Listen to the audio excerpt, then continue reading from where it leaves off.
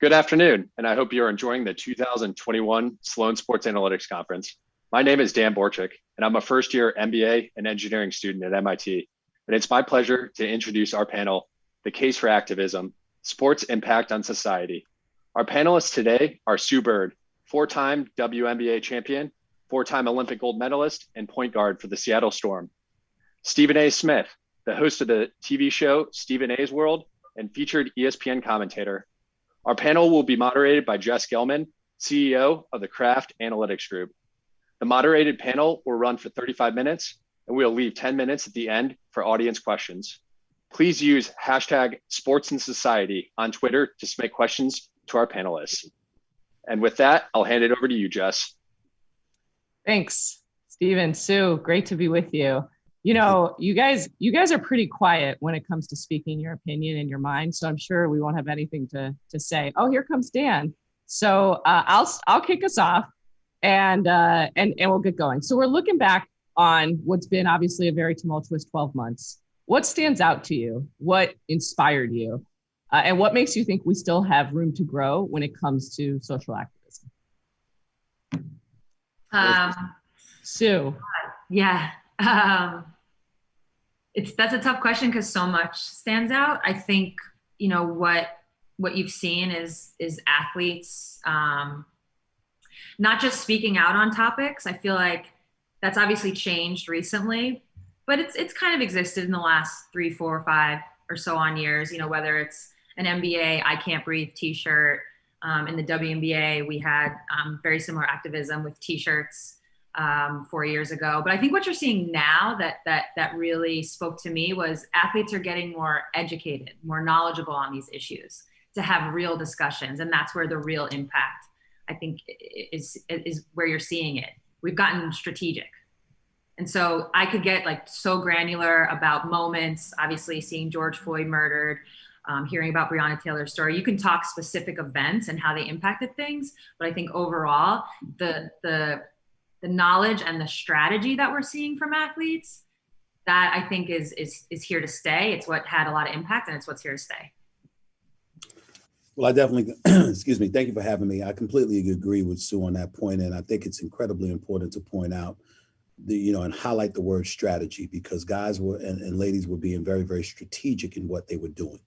You know, as an African-American in this nation, one of the things that we talk about in our communities, and at times we even lament, is the fact that although the emotional outburst that folks will witness from us clearly is justified because of the kind of things that we find ourselves enduring time and time again, the fact that on too many occasions it's devoid of strategy or a strategic response ultimately is what serves to hurt us. And I think what you saw particularly in the aftermath of George Floyd's killing was that you saw strategic responses and you saw a collective effort. And on top of it all, you saw others who wanted to get involved and wanted to be activists themselves to assist in shining a light on some of the things that ails our society. And the reason they did so was because it wasn't just an emotional outburst. People were talking about forcing and provoking solutions to problems. And the fact that folks were coming together in support of that, I think it was incredibly important that they were highlighting their willingness to do so. It wasn't that they just saw wrong being done. It was that they were saying it was necessary to strategize in order to create the real change that needs to take place from a societal perspective. And the fact that we had an opportunity to witness that, to witness people coming together, talking about strategizing and planning and coordinating, et cetera, it just put into perspective how indeed we can be this gorgeous mosaic that we portend to be, because people will join you in your fight for justice when there's an end game. I had the pleasure of being friends with the late, great Kobe Bryant. And I remember so many occasions where there was issues pertaining to collective bargaining negotiations with the NBA and its players, and guys would take this position and that position. And Kobe would sit in the background. And even though he was quiet about it publicly, behind the scenes, he was working his magic. And one time I just asked him, why he didn't speak up. And he said, and obviously I'm going to paraphrase because I can't use his words, was not suited for FCC airwaves. Okay. But he would make sure to explain, no, I'm not going to do that because that's counterproductive. You can't go to folks and ask them to see your way and try to provoke change while simultaneously insulting them and throwing shade in their face about how they're doing things. You've got to be strategic about what you're doing. You've got to have an end game. You've got to plan accordingly, and you got to know what you want to do and what you want to accomplish before you jumpstart the process. And he was one of those people who was highly, highly intellectual and had a huge problem with folks that would just go out there and react emotionally with no game plan whatsoever. And so for me to fast forward to what transpired over the last year, to see that that didn't happen, and it was more of a coordinated effort on the parts of so many to create change and to highlight and illuminate injustices that were taking place, it was a beautiful, beautiful thing to see, especially since the ladies were involved, because you're talking to a guy that was raised by 5 women. So I happen to know that women are smarter than us. I really do. And so as a result, the fact that they were involved as well was a huge help. Well, I think that's a good point. I mean, you guys both alluded to the strategies and having a shared vision, and that seemed or felt different. Although I would argue that we potentially saw some of that in the past, but the message wasn't heard in the same way. Mm-hmm. So Sue, in particular, obviously you led the league-wide charge for the W on the players wearing the Vote Warnock t-shirts in early August. And can you describe what you did differently, or what you think you did differently from a strategic perspective? And I guess a little bit, because you were so involved in the CBA and maybe had this broader view from that, did that help you in some way? Yeah. So this is really just going to piggyback off what Stephen A. just said, which is there's emotional reactions in this world of social justice activism, and then there's got to be a strategic reaction. And I think both happened. And what we learned from things like the CBA, from years like 2016, I just referenced in the WNBA, Minnesota Lynx wearing shirts, the police that were, doing security that day walked out. That kind of taught what that moment taught us. That wasn't an emotional reaction per se. They were strategic, but we realized when it was 144, when it was our whole league, that's where our platform exists. That's where our voice is the loudest. So even though Minnesota did it on a one-off, New York Liberty followed, and we all eventually followed suit, I think what we learned in that moment was when we're all together, and just to give a little color on the story, we ended up, the WNBA tried to fine us. That's kind of how the story got some notoriety for these t-shirts that we were wearing to bring awareness to Black Lives Matter.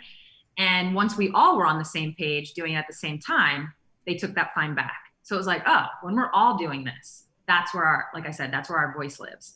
So as it pertains to Warnock and us finding him, us supporting him, it was really an emotional reaction initially towards Kelly Loeffler, who wrote the letter to our commissioner saying, essentially, shut up and dribble, take politics out of sports, yada, yada, yada. So there was the emotion, but I think our previous experiences taught us it can't just be that. That's first of all, I always joke, I'm like, who are we to get in some political spat with a billionaire politician? You know what I mean? Like, I don't have somebody writing my quotes and like a political strategist like telling me what to do. I'm not trying to get in that war. That's not something I want to do. But what we realized we could do was, for lack of a better, flex in these different ways. Use what we came to the Wubble to do, which was to play basketball, but to use that as a vehicle to talk about the issues we wanted to talk about, and kind of just redirect all of her comments back into those energies. And a lot of that was voting. A lot of that was voting for candidates that aligned with us. And we found Warnock, and the rest is history. But it's like you were in the bubble, or the Wubble, sorry, and you had this learning from 2016, and we were also in a pandemic. Like, I do want to know, like, do you think the nature of the pandemic and the fact that we'd had that social isolation kind of leading into that, like, how much of an effect did that have incrementally? Oh, I don't think you can talk about anything that happened in the last year or so without talking about what the pandemic did. Forced us to be inside. In terms of the Wubble, like, I joke, it was like, we would send out, the other part of it, by the way, is technology, social media, group messages on WhatsApp. You can't do them on the iPhone. God forbid you have that Android in there. It's going to ruin the whole experience. So we had to take it to WhatsApp. So you've got the group chat. And like, we were all in the wubble. So it was like, hey, we have this Zoom at 8 p.m. tonight. I know you're not doing anything because we're all in quarantine right now. You know what I mean? So everybody get on this Zoom. So I think it was 100% conducive to getting this done. It would have been way harder if we were in separate cities just because of logistics. Logistics is a big problem when it comes to these things and being organized and strategic. Yeah. So not having to fight that was a huge help.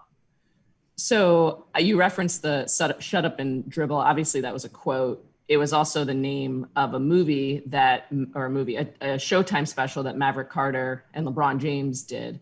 And they highlighted during that some of the efforts that Craig Hodges did with the Bulls, which, I actually grew up a Bulls fan and had no idea about. So every couple of years, there were these changes that were occurring, obviously Colin Kaepernick. And so Stephen A., from your perspective, during your time, obviously being a vocal advocate for athletes and providing perspective, what have you seen meaningfully change from the athlete's perspective? I mean, they actually, in Shut Up and Dribble, I thought it was fascinating that they basically did call out Michael Jordan for not using his voice at that time. And in today's day and age, how would that actually be received by his fellow athletes? Well, a couple of things. Number one, I certainly would, even though I try to be a voice for the voiceless, and I try to give a voice to some of the athletes, I'm certainly not of the same accord as some of them. A lot of times I am, a lot of times I'm not, and I'm unapologetic about that. I would tell you that when you think about, for example, when they called out Michael Jordan, to answer your question directly, the heightened level of awareness is what they should be applauded for, because they seem hell-bent on really, really knowing what's going on now more so than ever. But let's also recognize one of the biggest reasons why, because the communities they come from prioritize the need for them to stay connected to it. With the advent of social media and stuff like that, you've got millions upon millions of followers. Now you definitively have a voice. You don't just have a voice because you're a star and you're playing on a basketball coach. You literally have reach. And because you have that reach, there's more pressure to prioritize making sure you haven't forgotten where you've come from. And those athletes feel that. Their brothers and sisters, their siblings, their parents, the cousins, aunts, uncles, their friends from the community that they come from, things of that nature. That pressure is constant and it's persistent, particularly when it comes with athletes. If you talk to any of them, no matter what they try to shy away from, ultimately they will all concede. You always want to feel connected from where you came from. You never want to be viewed as somebody that's accumulated such a level of success that you're detached from where you came from and you just forgot about everybody and you've moved on. Hell, I wasn't, I couldn't shine their shoes, the men or the women, could be quite honest with you. But because I'm on ESPN, oh yeah, people expect me to come back to Hollis, Queens. People expect me to come back to my alma mater. People expect me to come back from where I came from because they want to make sure I never forgot. So that pressure is always there, and that much is true. But to specifically address the point that you brought up about Michael Jordan, one of the things that I do come to the defense of Michael Jordan about is this. He was playing and he was starring at a different time. Now, you had the time in 1967 when you had the Cleveland Summit and, Jim Brown and Lou Alcindor and Bill Russell and all of them showed up to support Muhammad Ali because he was ostracized and reviled as a draft dodger and things of that nature. And they stood up and supported him because after speaking to him, they understood where he was coming from. Okay. But then from that time forward, you had Magic and Bird come about. All right, Larry Bird speaks for itself, but Magic Johnson was a Black man. He wore this perpetual smile on his face. People, they felt comfortable with him and all of those other things. And as a result, that opened the floodgates because he became a marketing whiz as well. And then Jordan comes along and Jordan takes it to another level. But in the meantime, you still had society as a whole, whether it was the agent and managers who represented you, team officials or owners that oversaw the franchises that you worked under, et cetera, the league itself.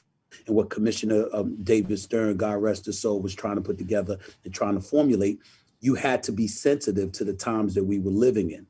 So now you went from Jordan to the Shaqs of the world, the Kobe's of the world, the Allen Iversons of the world, and the list goes on. And all of a sudden, with technology, with the fact that you had athletes like Magic and Jordan and Shaq and others that were easily embraceable, it became easier for society as a whole to embrace you from a marketing position. And then you discovered that it wouldn't compromise your marketing, and it wouldn't compromise your bottom line as much as you were led to believe. And that emboldened dudes in order to speak out and what have you. And so when a lot of times when I'm talking to these athletes, to be quite honest with you, I always remind them of that, because I said, these guys, you got guys signing for $100 million, $200 million now that are reluctant and hesitant to speak out on various issues. Last year notwithstanding, still for the most part, they've been reluctant at times. So if you know that about yourself and it's 2000 and beyond, how are you going to look at a Michael Jordan that came along in 1984 and fault him for that? You got to understand there are times that called for certain measures, and there are times that said no. And that's the society. Those are the challenges that you had to work out. You had to maneuver, and you had to surround yourself with the right people to educate you enough so you would know better. Today, more than ever, they're more educated. In the past, you had people constantly throwing different things at them, and they didn't know which way to go. And I think there's a heightened level of sensitivity that we should have all had about that. There's a couple good points that I mean, I love the concept. You mentioned Muhammad Ali and you mentioned Bill Russell, who were just amazing champions, and they massively progressed awareness, right? And then, like, did we kind of forget about it for a little bit? I don't know. I would say no, but it didn't have the same impact on an ongoing basis. And it seems like now is a time of like significant impact, and I do agree that it's potentially the social media. Where I want to take it a little bit further is you have many athletes, Sue, you included, who are now creating your own broader kind of companies around content. And like, maybe give us some of your thoughts there on having a significant social presence with, I think it's brilliant. I don't have as much as them. I mean, I've only got about 9 million. You know, LeBron's got 100 million, hundreds of million. I mean, my goodness. But I would tell you this, it's a combination of a couple of things. Number one, it's the reach. Number two, it's the subject matter that you're allowed to tackle because you have support. I'm blessed and fortunate to have the support of Walt Disney. I mean, I got a monster support me. And, you know, obviously that doesn't go hand in hand. I don't mean in a negative way because Walt Disney's happy place is Mickey Mouse. Okay, so we have to remember that. But the thing about it is that you've got a Goliath, a behemoth like Walt Disney supporting you like I have. That goes a long way. But how did that happen? It happened because of the people that I mentioned before. It happened because, you know, when you talk about Bill Russell, Lou Alcindor, Muhammad Ali, Jim Brown, those were very flagrant time. Any decent, God-fearing human being knew that the kind of things that were happening to them was totally unjustified. We were living in a different time, like the new Jim Crow laws, for crying out loud. And so as a result of that, that was a different, more flagrant challenge. And no one could look at you and fault you. They might not have wanted to deal with the problem, but they couldn't deny that you were justified in having a problem. Where things have changed in our society today, sometimes you got guys complaining. Like, for example, you'll see a guy making millions of dollars and he's bringing up how it's modern day slavery in the late 90s or the 2000s. Well, I'm here to tell you as a Black person, we looking at him and like, what are you talking about? I mean, that doesn't exactly go with what slavery is. You know, you have a choice to play these sports. You have a choice to collect this money. You're talking about slavery that, you know, you weren't getting paid then. What are you talking about here? So you're thinking about things like this and you understand certain things are applicable, certain things are not. But when we talk about the advent of social media and then the production companies like I have and things of that nature, where that emanates from is this insatiable willingness, not just to control a message, but to manipulate it. And what you have is our athletes who want to do that. And you can't blame them because you have a lot of people in the media that are not on the up and up. Not everybody. You've got a lot of good people in the media and whatever, but there are some people in the media that are jealous, that look at you and are envious that you have things that they have nor could ever have because they just didn't have those certain gifts that they can monetize to that exponential degree. You have to take all of those things into consideration. They experience it. And so as a result, they said, okay, with social media, if I have 50 million followers, 40 million, 100 million. But the newspaper has 500,000 subscribers. Who has a larger audience? That's how they're thinking. Yeah. And then if I have an opportunity where I can literally produce content, well, guess what? I get to dictate it, because if I own a production company, you might be an executive producer of this product that I'm putting out, but I'm the boss. You answer me. And so then I have control over what's disseminated to the masses. And because that's the reality, that's something they get incredibly infatuated with, not to mention the fact that because they do so many interviews and they have so much exposure, they're exposed to the people who provide the exposure, and they see the power that they wield. And if I am an athlete that's in my 20s or 30s, and I see some dude, white, black, Hispanic, or otherwise, and he's 50, 60 years old, pot belly, walking around, clearly out of shape, look like he's about to keel over or something, but he's running the show and making money. I'm saying, wait a minute. So I could fall out of shape.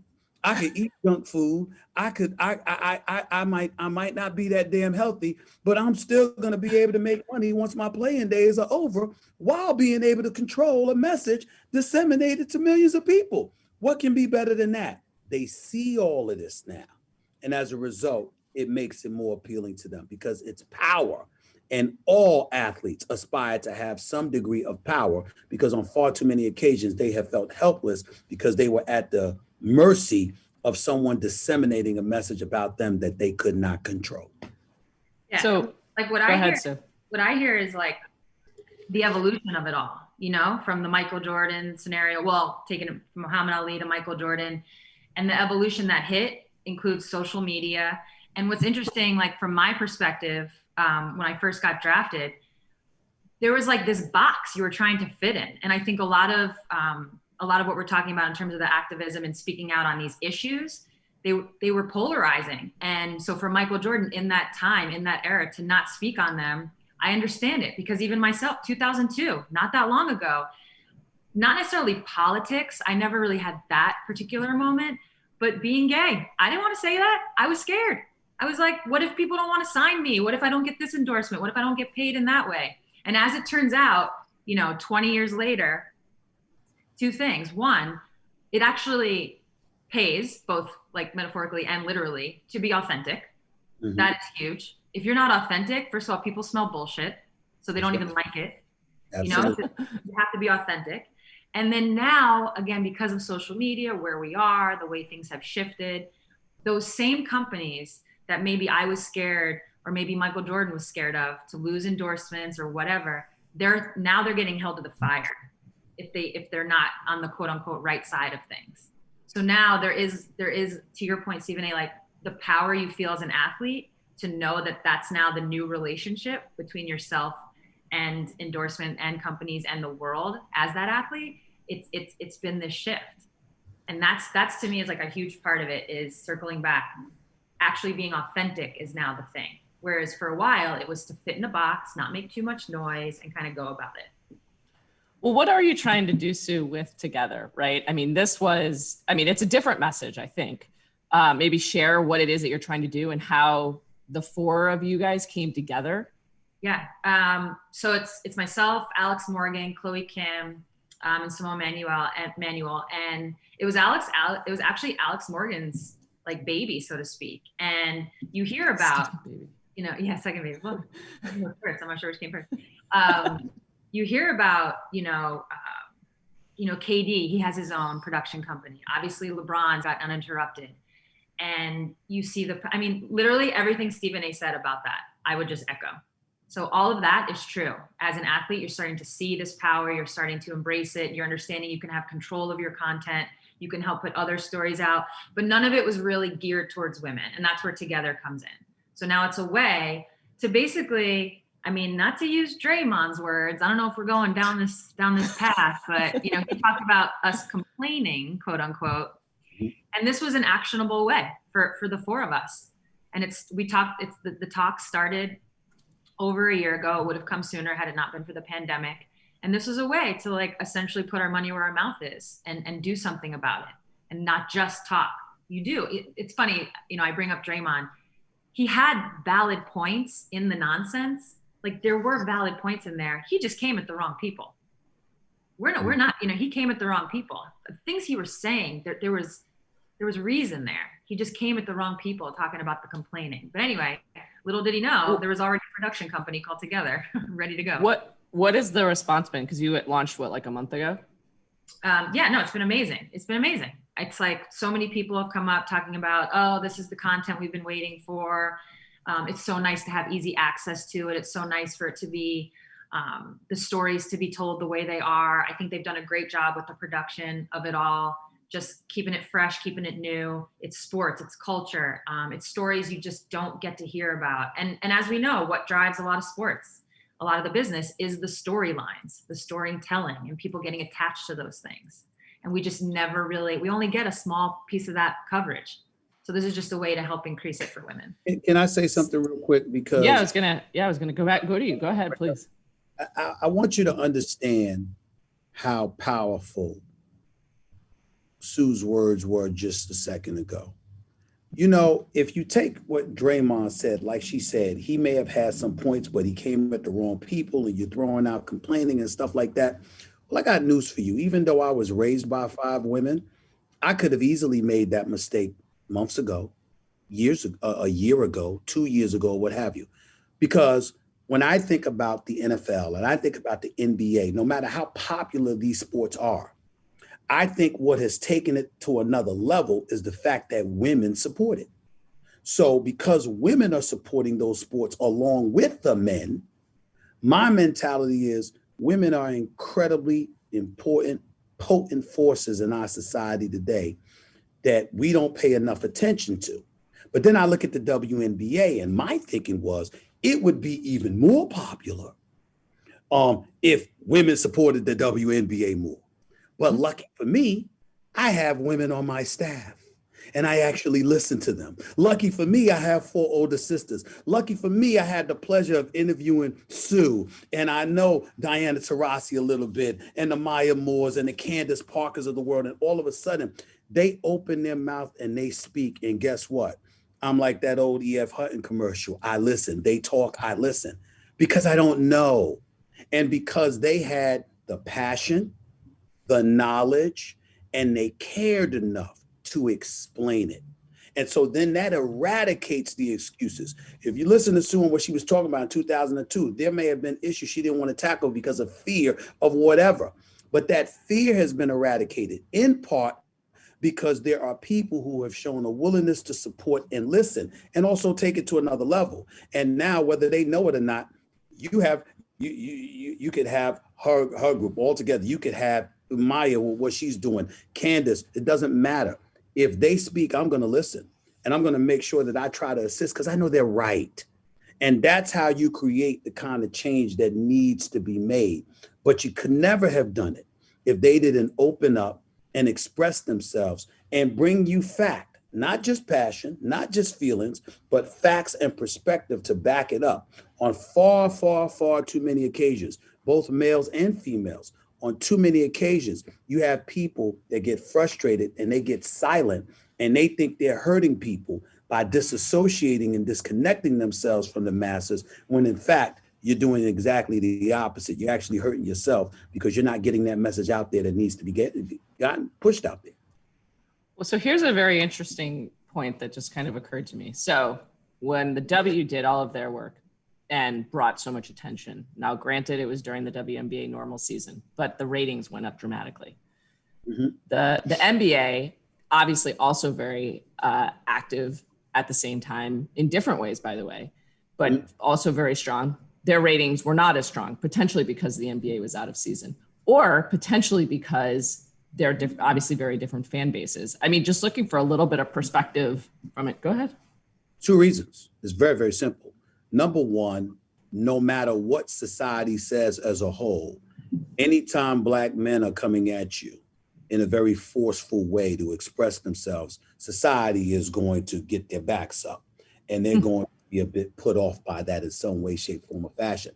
But particularly when you're African-American men in a league where the average salary is close to $10 million and you got guys signing for 9 figures, you have a vast segment of this society looking at you and saying, what the hell are you complaining about?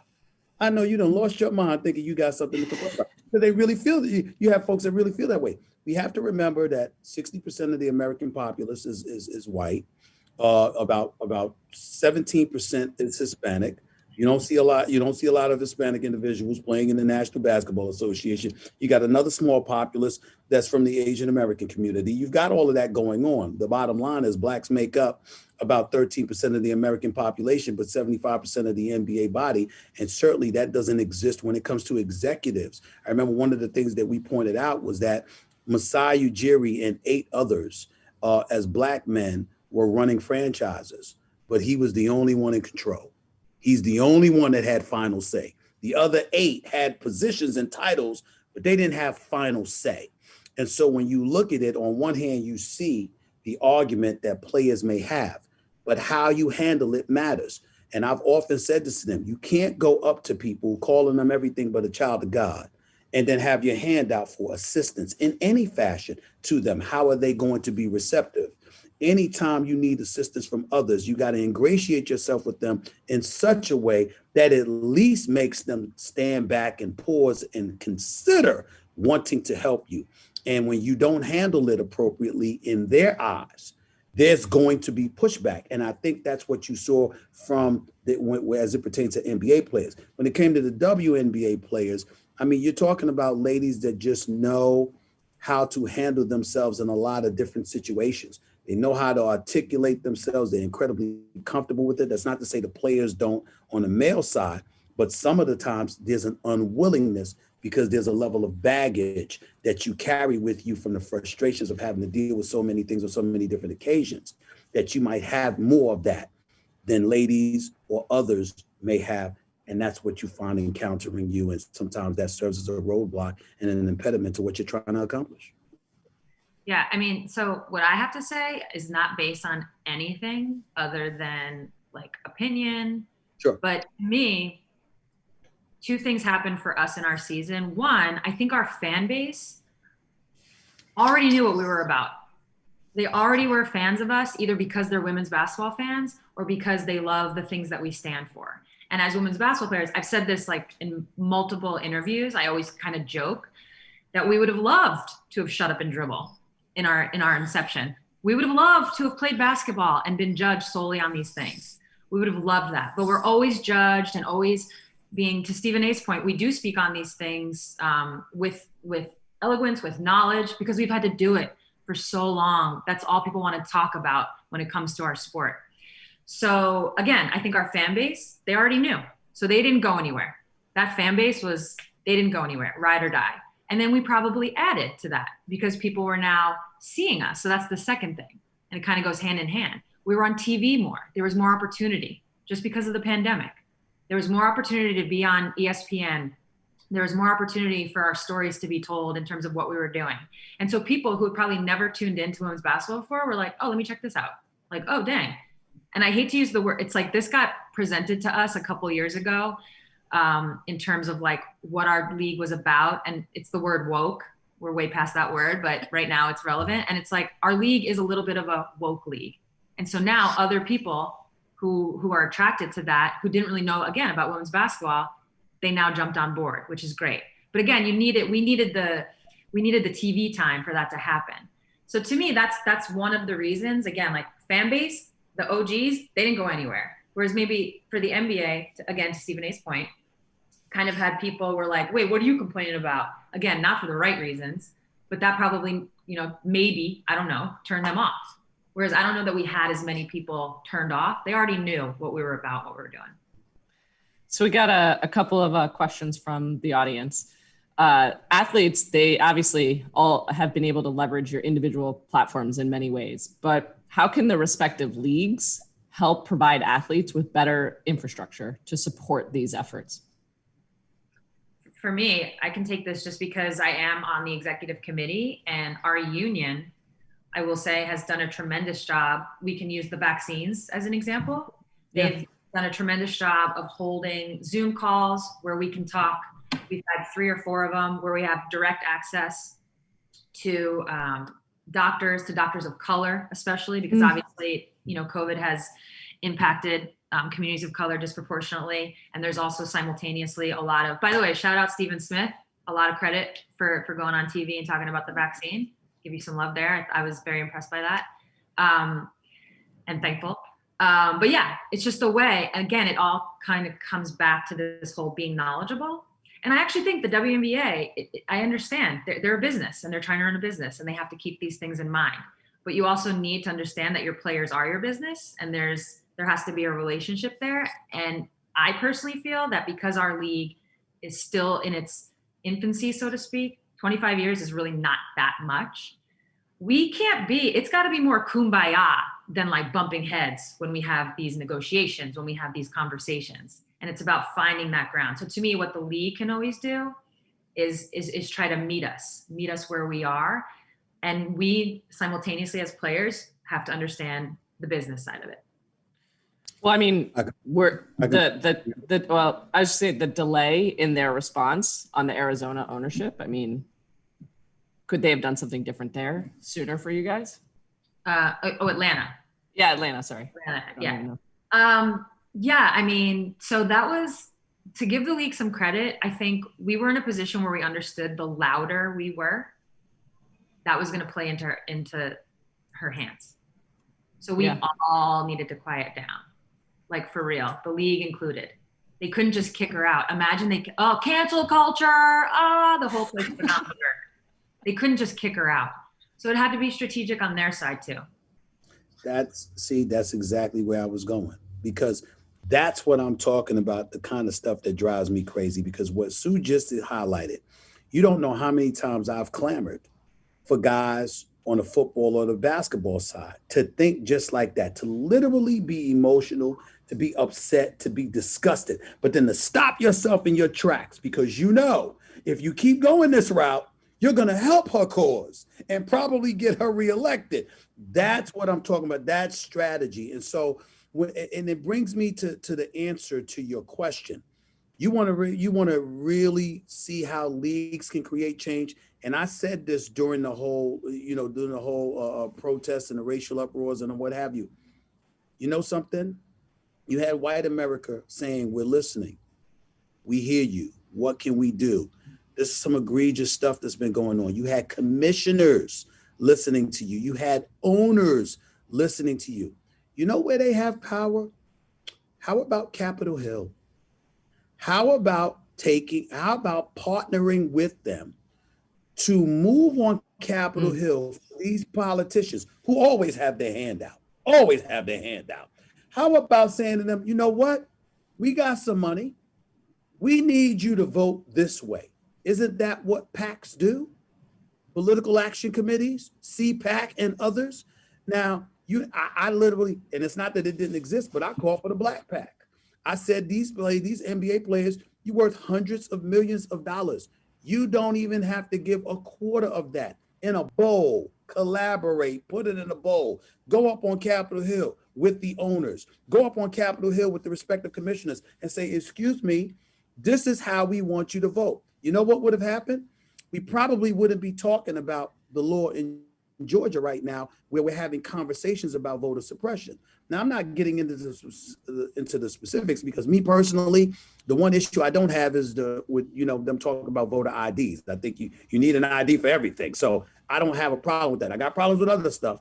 Got a problem with them being able to get rid of the Secretary of State if you don't like the way he rules, or, having state government overtake local government. I got problems with that. But I don't have a problem with mandating an ID. Having said all of that, you know what the real problem was? The real problem was the governor that you had in office, because Brian Kemp signed that in the law. You could have had Stacey Abrams. You didn't show up to the polls to vote for her. And if you didn't show up to the polls to vote for her, how can you fault things that transpire when you had the prowess to create change and you didn't act on it? Last year, I remember when Kyrie and I and Steven Jackson with the All the Smoke podcast and Kyrie Irving, and everybody was getting on me because I disagreed with Kyrie Irving. Kyrie Irving did not want players playing in the bubble. He said, no, we got more important issues to deal with. I said, are you out your mind?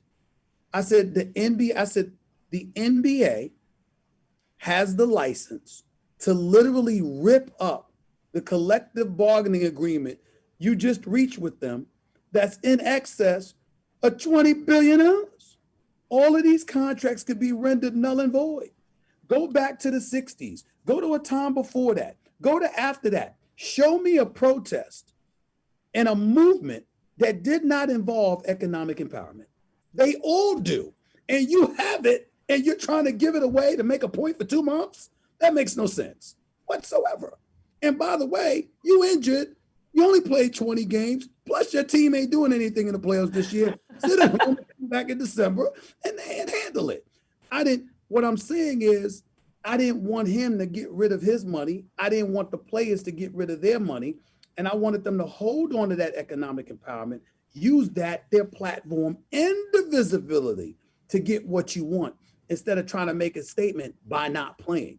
And you had people that were disgusted at me about that. I don't care, but I'm bringing that up to point out, these are the kind of things when Sue is talking about what she's talking about, you're talking about strategy and taking everything into consideration. Asking yourself is, what's the bottom line? The bottom line isn't to express myself so they'll hear me. It's to make sure that you change laws and put forth indelible imprints and indelible impacts that will create change for generations to come. This is what they have the power to do if you strategize. If you don't strategize, you won't get it done. What are your thoughts on Major League Baseball, obviously moving the All-Star game this week because of the changes in the voting laws? I mean, is that a repercussion of some of the work that the W did? Is that, something they're reacting to because the NBA did similar stuff in North Carolina many years ago? I mean, I think it's the latter. I think it's the latter with the whole transgender issue in the state of North Carolina when they took the All-Star game and they moved it from there. But I will tell you this. Initially, I was in support of them pulling a Major League Baseball All-Star game from that. In the days that followed, even though my position hadn't changed per se, I got a little nervous about it from this perspective. If you take the Major League Baseball All-Star game, the money that it would generate for the local economy could be compromised. So it did provoke the question, are you cutting off your nose to spite your face per se?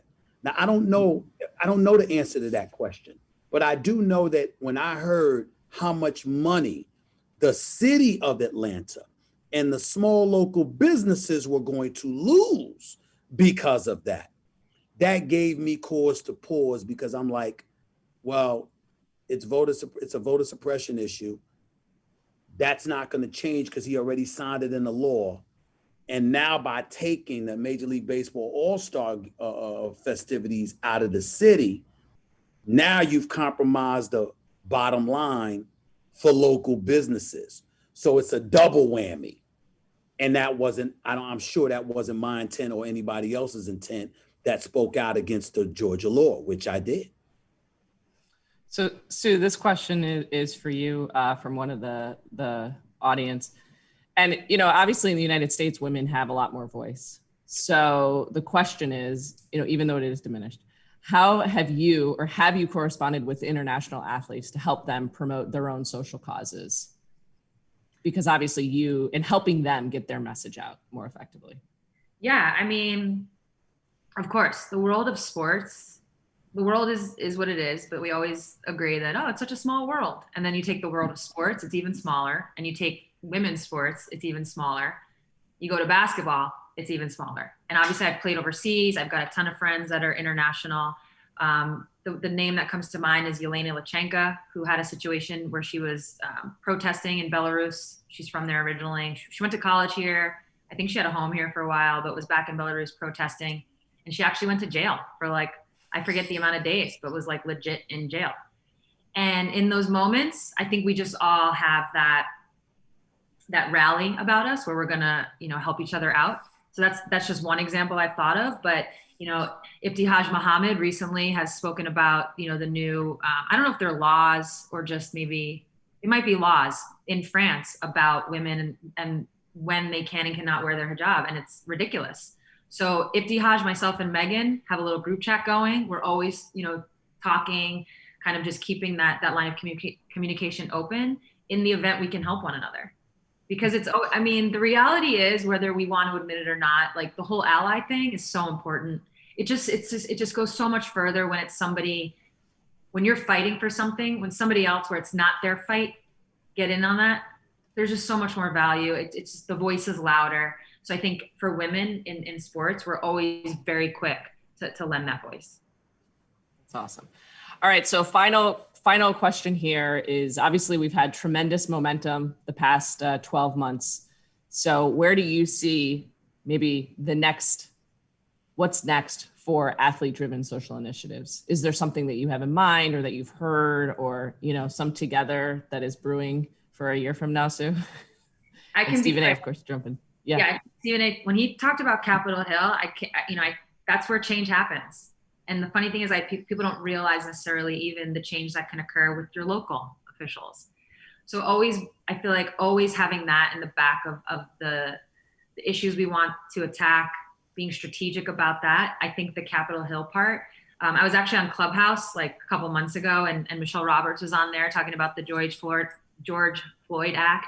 And there's like a longer name for it, but that's the gist. And it was like, boom, like we should team up with this, like the men and the women, NBA, WNBA. And that's still in the works, but that's one example of ways in which, we can do that. I think for the WNBA, I don't know what the final I guess verdict or say will be, but we were in conversations about the national anthem and what that means, what that looks like moving forward. In our sports, is it played? Is it not? What do we do? What does it represent? All these things, because it is problematic. So that's another one that our league is definitely in heavy talks about. From my vantage point, I just feel an inherent obligation, the position that I'm in, to help those, that are righteous about their cause, and to do what I can to disseminate the kind of information that they want disseminated. Oftentimes I tell people I'm brilliant because I know I'm not. I just listen to those who are, and I follow their lead. And, I assist in any way that I possibly can. And, with the kind of reach that I have, I do feel an obligation to do those things. And I see where the players are going here. And I think that you're going to see them more active than ever before. And I think the person to give major props to is to LeBron James, because he's truly a leader. He's truly a leader when it comes to, I know it's difficult for people to comprehend coming from me because I don't trust his free throw shooting. That is true, but that has nothing to do with the man that I know him to be. He's a great man and he's a great leader. And I think that he's one of those individuals when, he does sensible things.